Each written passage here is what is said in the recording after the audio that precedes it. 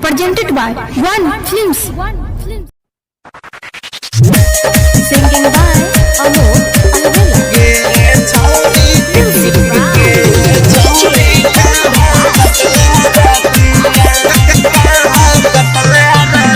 हमरा बुझाइ छौ गरबर कोनो बतिया गे छौरी कहाँ कटले रतिया लागै छौ डूबैला ही जतिया गे छौरी कहाँ कटले रतिया गे छौरी कहाँ कटले रतिया मुरझाइलौ सुहतिया गे छौरी कहाँ कटले रतिया लागै छौ डूबैला ही जतिया गे डार्लिंग कहाँ कटले रतिया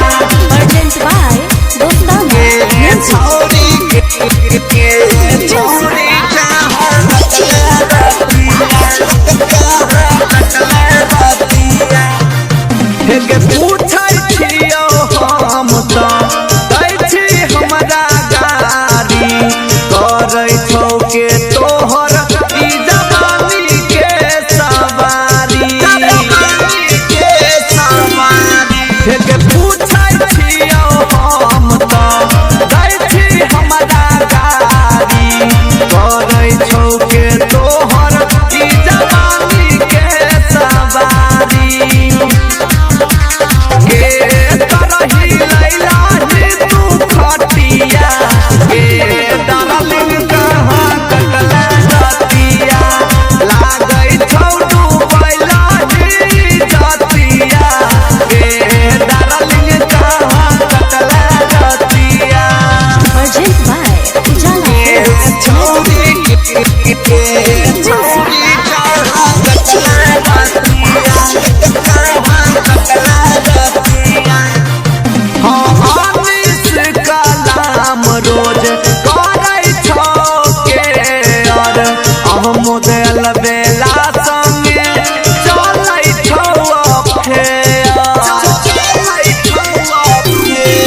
हानिस कलाम रोज करै छौ के और अहमद अलबेला के संगे चलै छौ अफेयर